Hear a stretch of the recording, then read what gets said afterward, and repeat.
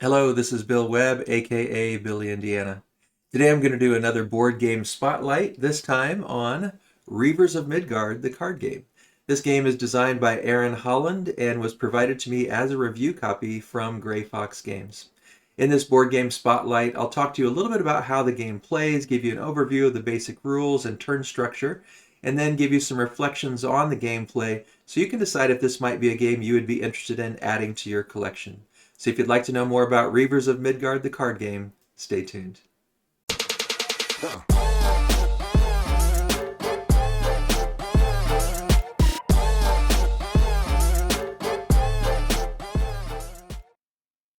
All right, so here I have Reavers of Midgard, the card game set up. I'm going to talk to you a little bit about the components, give you a brief overview of the play, and run through a turn or two so you can get a feel for how this game works. It is based on theme of Vikings heading out to pillage, and we've got this sequence of cities here, which we've got Roskilde, Bjorgvin, Tonsberg, and Nidaros, and those are the ones that we're using in a two-player game. There are also other cities here, Vesteras, Odense, and Leirvik, which would be added for a three, four, or for, I guess this is for 2 or 3 players, and then for 4, 5, and 6, you add these different cities out there to extend the different cities that could be pillaged and attacked by our Reavers, by our Vikings. Up here we just have the scoreboard, which we don't use until the end of the game. And then here we have our row of Reavers, which help us become more effective at pillaging and gaining plunder. Over here we've got our terror tokens, which will come into effect. We've got these farms, which are able to be pillaged. We have these walls, which are also able to be pillaged, these towers. And then we have gold and silver coins, gold worth 5 and silver worth 1. We've got these spoils cards, which are going to be part of a set collection task that we're trying to strive for, and a die that goes with that whenever the spoils that get chosen involve weapons. And then we have here our supply stack, which is going to dictate the timing of the game. There are 12 cards total. You shuffle them up and pick 10, and it's going to be 10 rounds. It's going to show us how we put the plunder out here on these 4 cities, and so that the players involved would know how to pursue. Now, my wife and I have only played this at 2 players, and so over here we've got green and red. There are additional sets of cards for the other players. You can play with up to 6 players. You can see here by the tokens, each player is going to have their ship, their long ship, and their color, and a token for 50 and 100 as we keep score on the track when they pass 50 and when they pass 100. We also have the first player token sword here, and so that's kind of what we're seeing. They also have each player is going to have their own player screen, because you're going to keep your money and your spoils hidden from the other Reavers. And if we look on the inside, this is one of the best aids I've seen. It really is clear. On the left, you can see it tells us the game round is going to basically be flipping a supply card and stocking the locations. Then each player is going to play their destination cards of which of those locations they want to go to. Then we're going to activate the location abilities and collect the rewards. Then we're going to pass the start player token. And for the 2-player variant, and we've played with and without the variant, you move Bjorn. And so I'll demonstrate that in this 2-player game. At the end of the game, it also shows here in the middle that you gain 1 glory for every farm you've pillaged, 2 for every wall, 3 for every tower, and 4 more for every complete set of 1 of each of those. You also get glory based on the sets of your spoils cards, and you get glory for any of the Reavers cards based on abilities, which we'll talk about here in a minute. Then you also look at your Reavers cards and take the number of helms you've gathered on your Reavers cards multiplied by the Yggdrasil symbols, and that gives you your total glory from that combination. And then you also get a half a point for every coin you have left, or every silver you have left. And so gold will be worth 5. Not 5 points, but 5 silver. And then your terror tokens, you have to deduct points. So if you only have 1, you lose 1 point. If you have 2, you lose 3, and then 3, 6, 10, 15, and 21. For everything beyond having 6 terror tokens at the end of the game, you lose an additional 6. And then when there are negotiations, you can see when more than 1 player goes to the same location, those players must add 1 terror token to the rewards and negotiate a split of the rewards, including that terror token.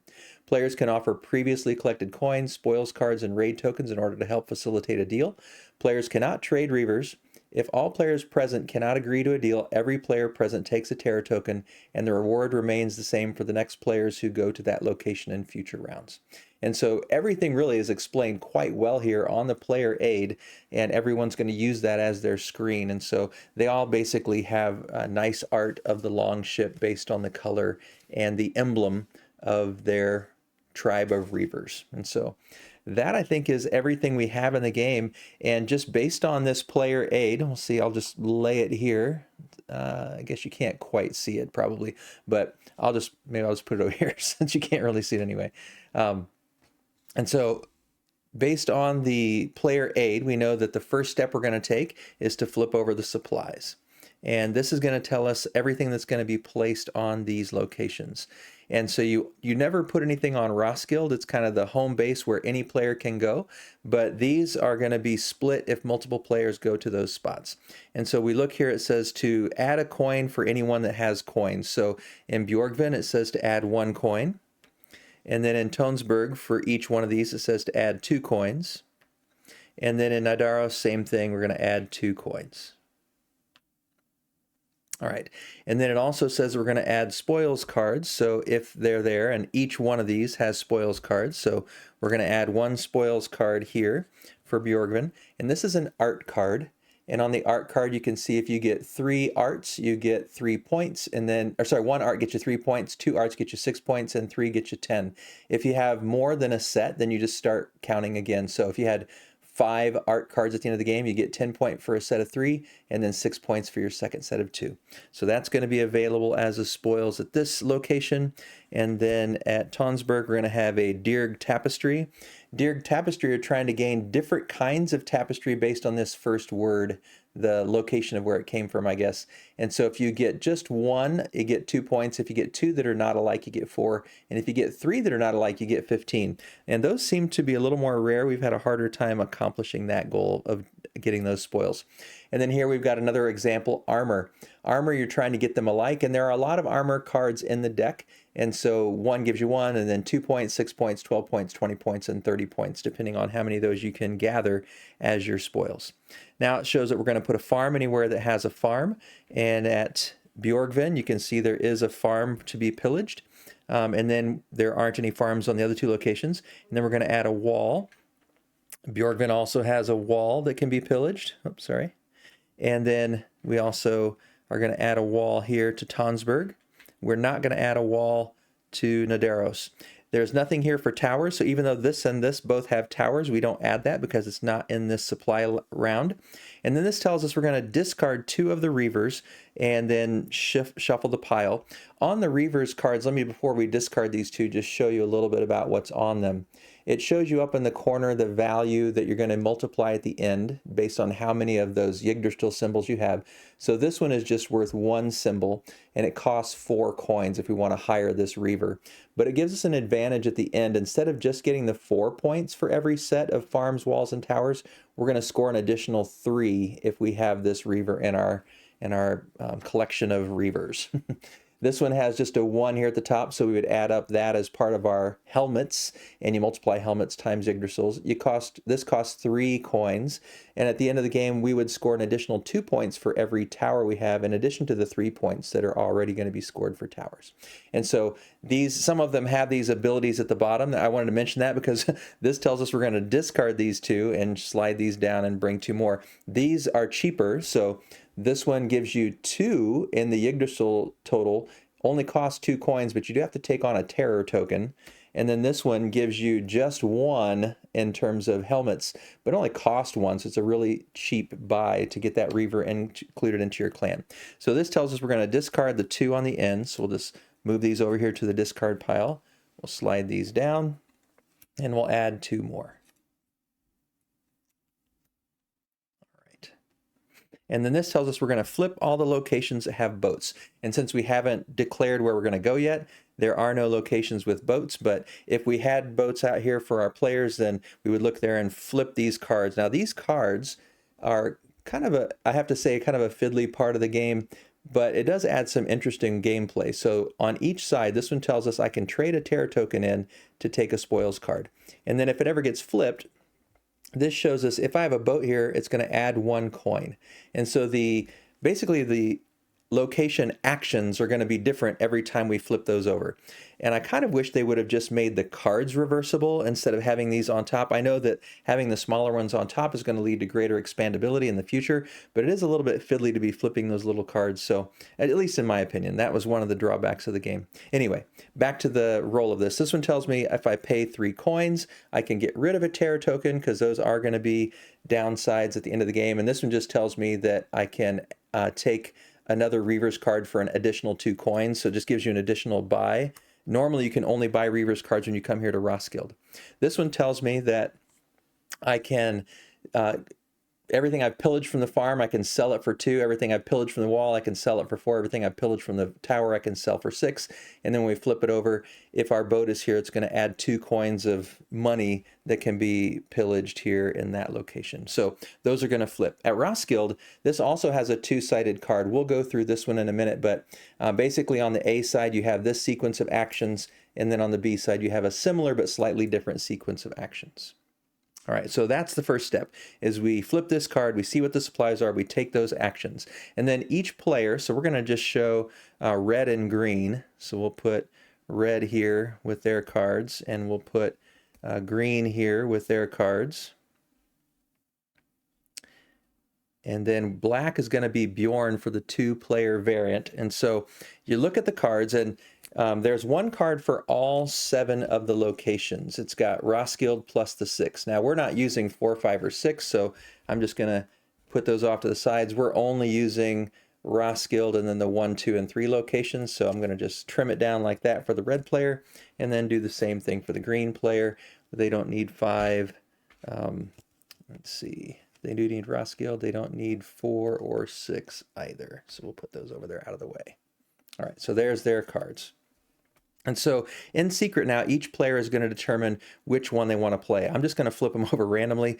And so once each player has decided this is where they're going to go, they reveal. And this player, the red player, has chosen they're going to go to Bjorgvin. And so they put their boat at Bjorgvin. And then the green player has chosen they're going to go to Nidaros. And so they're going to put their boat at Nidaros. Now, you don't put Bjorn on the board until after the first round. And so at this point, that's just what they've gone to in terms of green player. We'll just put them here on top. Green player and red player, where they've chosen to go. And so that's the second step. The third step is that you're going to activate the location, and then you're going to collect the rewards or the spoils. So we go in player order. So let's say that the green player was determined as the first player, which is the last person to ride in a boat according to the rule book. So let's say they were the first player. So they would go first at Nidaros, and they could decide, do they want to take on a terror token to gain a spoils card? And so let's say they chose to do that. So they would take on a terror token. They would put it behind their screen, so it'd be out of view. So, but we'll just put it over here. And they would have a terror token now, and then they would gain a spoils card randomly from the stack. And so the spoils that they gained an armor. And so they would put that, again, also behind their screen so that they know what they have, but the rest of the players do not. And so they've chosen to take advantage of that action. Now, the next thing they do is go ahead and take the rewards. So they're going to get these 2 coins that also go behind their screen. And then they're going to get this other armor card, which is nice because they happen to get an armor card. So at this point, they've already got a set of 2, which means they're up to 2 points of value for having 2 armors. So they're going to really be wanting to find armor as those spoils come out in the game as it moves forward. So the green player took their actions and gathered their rewards. Now the red player does the same. Now the red player doesn't have anything to sell at this point because they haven't gained anything. So the actions of selling a farm for money, selling a wall, selling a tower isn't really going to be helpful, but they are going to gain the coin, the wall, and the tower. They're going to put it behind their screen. Here, I'm just going to put it off the side, and then they're going to gain this art spoil as well. And so that's what the red player has gained. All right. And so that's the end of taking the actions, gaining the rewards, and then you pass the start token. So now it will be the red player's turn. And if you're playing with a 2-player variant with Bjorn, we don't really need the 50 counter for Bjorn because they don't score anything, and it is a super easy method to use. you put Bjorn at Bjorn never goes to Roskilde. It's going to go to Bjorgvin, then Tonsberg, then Nidaros, and then cycle back through. And every time it lands someplace, it's going to eliminate all the spoils. So if I had not gone as the red player to here, if I had instead gone to here, any spoils that had accumulated there would have been pillaged by Bjorn. But because I went there, nothing happens. There's no rewards for Bjorn to pillage. And so that's the end of the first round, and we would just go to the second round. And so in this round, we would flip this over. This tells me again, do coins. So here at Bjorgvin, there's going to be 1 coin. Here at Tonsberg, now there's going to be, oops, wrong one. Tonsberg, now there's going to be 2 coins. So I'm gathering the wrong things here. And then at Nidaros, there's going to be, again, 2 coins. And then we don't do anything with farms or spoils cards, but we are going to add a wall wherever there's a wall. So there is a wall in Bjorgvin, and there is a wall in Tonsberg. And then we're going to add towers. There is a tower in Bjorgvin, and there is a tower in Nidaros. All right, and then we're going to flip the Roskilde card. So that's going to have a different sequence of steps. And then we're going to flip locations where there are boats. So we're going to flip this one and flip this one. And so that sets up the second round. And at this point, then the players are going to choose a place that they weren't in before. So the rules say to keep these face up in front of you so you can remember, but you can also see where the boats are. So I think either way is fine, but you just can't stay where you're at. You have to go to a new location. And so then they're going to pick, again, where would they go next? Now, if I'm looking at the options, there's a lot of money. There's also a tapestry spoil. There's 2 walls here. This is a very enticing location to go to. You really only want to go to Roskilde when you're ready. You've got some money, you've gathered some spoils, and now you want to go buy some things, and you want to perhaps hire some Reavers. So you want to kind of build up a little bit before you go to Roskilde. This one's got a little bit, a couple of coins and a tower. This one's got a coin and a wall and a tower, so not bad. But if you go where Bjorn is, you also add a terror token. So definitely this Tonsberg is probably where both of the people are going to want to go on this turn. And if they do, let's say that, see if, oh, just flipped them both over and they were both Tonsberg, which makes sense. If they do both go here, then we add a terror token, and then we have to negotiate. And so we could say, well, I'll take 3 coins and a wall, and I'll take all 4 coins and a wall and the terror token. You can have 1 wall and the tapestry. So maybe negotiate it that way. You can also negotiate with things that aren't in your on the location, but actually in your own collection. So they can negotiate however they want. If they can't come to a good negotiation, then all these spoils stay on here, and this gets removed, and each player is going to then get a terror token because they couldn't come to a good resolve. So they both chosen to pillage this village, and now they're having to come up with how they're going to share the wealth, how they're going to share the spoils. So let's say that they did choose to do that. This person's going to take all the money and the spoils because they really wanted the money, and they're going to take one of the walls, and they're going to give the other person this wall and this tapestry. So we'll just pass those things along that way. We also can take the opportunity to, if we want, pay 3 coins to destroy one of the terror tokens, so they may or may not choose to do that. That's taking the actions and gathering the spoils and negotiating for that turn. We've done that. This gets passed to the next player, which goes back to the green player, and Bjorn moves. And so Bjorn's going to go here. Since we both went there, there's nothing for Bjorn to pillage, so it just stays the same, and then we go to the next round. And so at this point, now the red and green players could go back to where they were originally, but they still could not either one go to Tonsberg, since that's where they are currently. We'll do one more round just to show Roskilde. So we'll do here, we flip this over for the next round. We do coins again, and so we're going to add 1 coin here, we're going to add 2 coins here, and we're going to add 2 coins here. And then we're going to add spoils. So we're going to put a spoils card here. There's an armor. There's an art. Oops. And another art. All right. Well, the red player has an art and the green player has armor. So we can guess that they're going to want to go to these 2 spots. And then we've got towers. So this one's going to take a tower. This one's going to take a tower. And then we're going to get rid of 2 Reavers. So this is going to come, these are going to come out of the game. These are going to slide down. And then these are going to flip over. All right, sorry about that. I had to silence my phone there. All right, and then we're going to flip locations where there's a boat. Well, there's only boats at this location, so that's what's going to flip. All right, so we've taken care of all of the supplies here, and we've got everything in order for the next round. All right, and then we are going to decide our destinations. So like I said, it makes sense at this point that red would want to go to this location. They can't stay where they're at to get this art, but they could go here to get this art. Plus there's 2 towers and a lot of money. And it makes sense that green would want to go here because they can get the armor, and there's quite a bit. And because they're not there now, they could choose those things. But just for the sake of explaining the Roskilde, I'm going to say that the red made a bad decision for whatever reason. They're going to go to, green is going to go to Roskilde, and we're going to say red is going to do what they actually would want to do and go to Nidaros. Let's see if we can find that card. Here we go.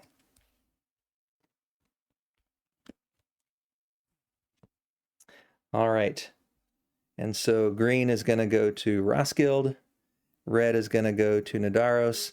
Green is the first player, and so they're going to take their actions first. So at Roskilde, here are the actions. It's on the B side, but A side is very similar. So on the B side, you can take a terror to hire a Reaver.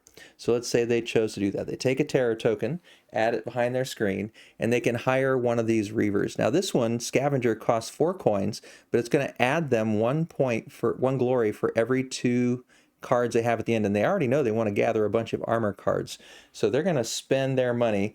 Let's say that they actually, the green doesn't have enough money to buy that one right now.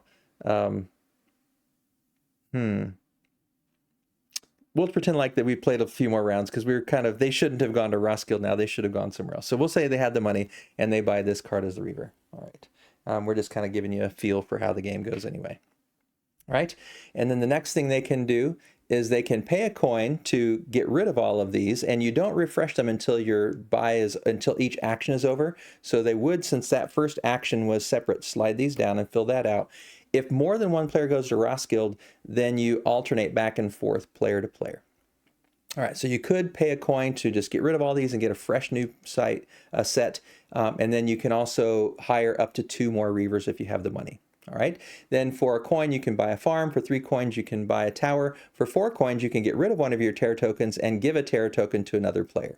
On the A side it's pretty similar. You can take a terror token to hire a Reaver. You can pay a coin to refresh the Reavers or hire 2 Reavers. Same thing, a coin for a farm, 2 coins for a wall, or 2 coins to just get rid of one of your terror tokens. So that's how Roskilde works. I just wanted to demonstrate that. For Nidaros, they would add a coin because their boat is here. So add a coin. They're going to gather all the spoils. So they made the wise choice. And they would gather this art piece. And that's the end of the turn. And then we pass the player token. Bjorn moves. And we keep going. So Bjorn's just going to basically, depending on who chooses to go to which spots, empty out locations so that they don't build up too much over time. Because as people don't go to locations, the spoils do increase quite a bit. So that's the flow of the game. Once you've gone through all these 10 supply cards, that's the end of the game. And then you just start using these as counters. So you would pull the scoreboard out and set them both to 0. Oh, I guess we don't use Bjorn. Bjorn doesn't score. And then we just start adding them up. And so again, just as a reminder, for every farm you get a glory, for every wall you get 2, for every tower you get 3, for every set you get 4, and then you look at the spoils. So if it ended right now with these art cards, this player has 2 art cards and so they're going to get 6 points for art. And then you look at the Reavers. Well, this Reaver was hired by that player, so they would get 1 point for every 2 spoils cards that were in their collection. And then you do the helmets times the Yggdrasil symbols. So let's say that, we'll just say that this is the hand that one of the players of Reavers had accumulated over the game. So they're going to look over here and it's 1 + 1 + 2. So they got a 4 for their red value and a 2 + 2. So they got a 4 for their yellow value. So they're going to get 16 points taking the helms times the Yggdrasils for the Reavers that they've hired over the game, had they hired those. And then you add up your coins, you get half a point for coin, and then you deduct points for the terror tokens that you haven't been able to get rid of, and the player with the most points wins. And so that is how you play Reavers of Midgard, the card game. Now a few reflections on the game. When I was talking through the beginning part, I mentioned that it is a little fiddly. That's one of the negatives, that flipping the cards, and I like that it's a card game because it does mean that they can add expansions in the future. There's a lot of variability because one of the alternate variations, you can, instead of using the suggested cards, you can just take them randomly. My wife and I have played that way as well. I think you do want to be a little bit careful when you do that. You maybe don't want to do it entirely randomly, because depending on what these cards give, because this card always goes with Tonsberg and this one always goes to Daedalus, and you know that because the art matches. And so unless you're okay with the art not matching and you just want to be totally random, if you're going to have this with Nadaros and you want to make sure that there's some way that you can get spoils cards, and some way that you can get Reavers cards, and some way that you can get rid of terror tokens, like depending, you might have all three of them that kind of do the same thing, which isn't very balanced. So it could be interesting. We tried it with random, so we didn't choose them totally random. We tried different combinations, and we just made sure, oh, there's always some way we can get spoils cards, there's always some way we can get rid of terror tokens, there's always some site where we can buy Reavers cards. So we just try to make sure there was a variety in the ones we chose with that alternate variation. So there's already some variety in there, but I understand why they put a card on a card to add even more variety and to let them flip instead of flipping the whole card. Yeah, but it's just a little fiddly in that regard. And so that is one of the cons that I would say.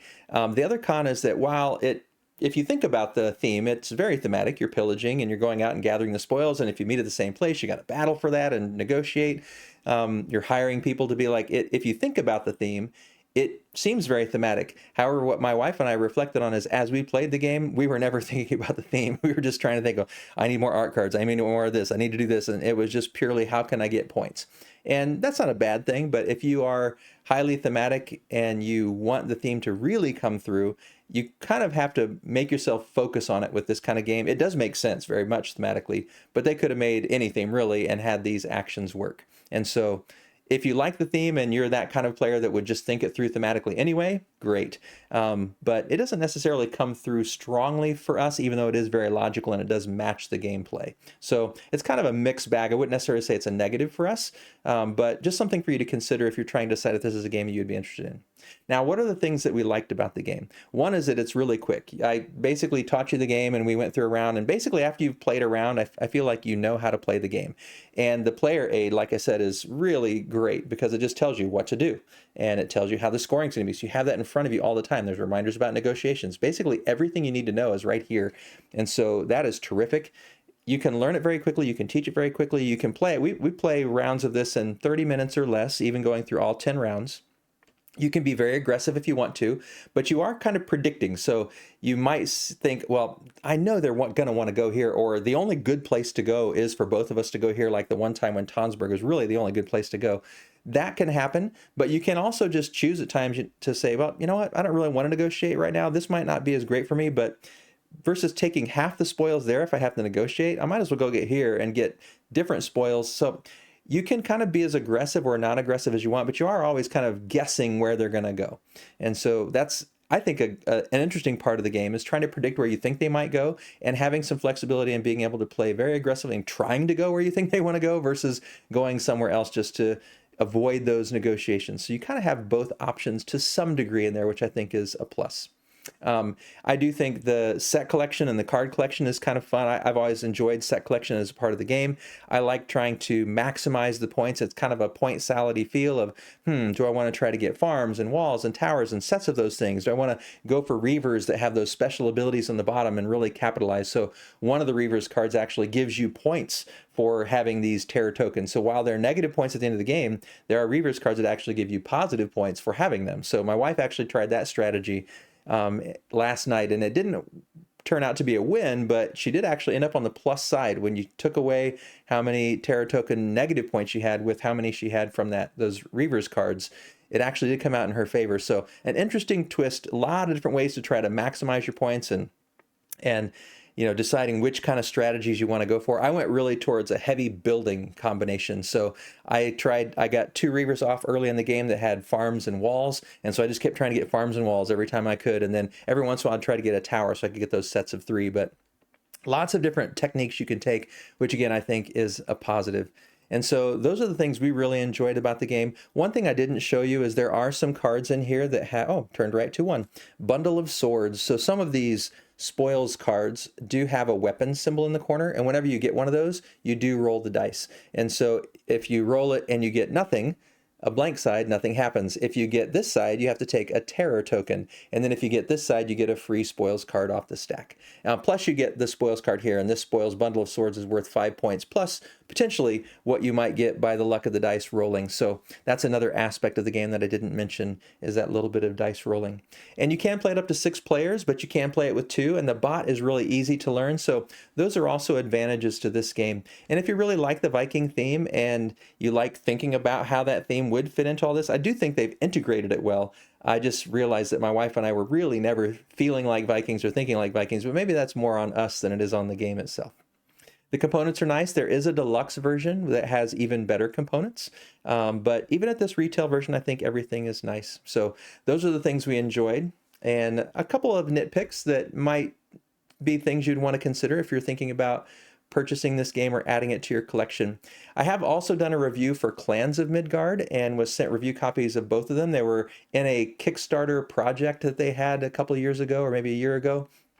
And I actually did prefer the Clans of Midgard game versus the Reavers of Midgard card game, although they're both very fun. I enjoyed both, but I would choose Clans of Midgard. So if you'd like to see my video on that, I'll put a link up here in the top corner, and you can check that out in case you're interested in that one as well. So hopefully this was helpful for you to get a feel for how this game plays, some of the things we've enjoyed, and maybe little nitpicks that we thought could have been improved on. And hopefully that helps you decide if this is a game you might want to pursue and play. It is one I think we'll probably keep in our collection for a while because it can easily be taught to a number of players and it plays really quickly. So if you just have a short window of time to play a game, I think this one can fit that niche. So if you have any questions about the gameplay, or if I made any mistakes you want to highlight and remind me of, let me know. You can do that in the comments below. If you've played this game and there's something that you really like or didn't like about the game, I'd also love to hear that in the comments below. As always, thanks for watching. This is BillyIndiana signing off.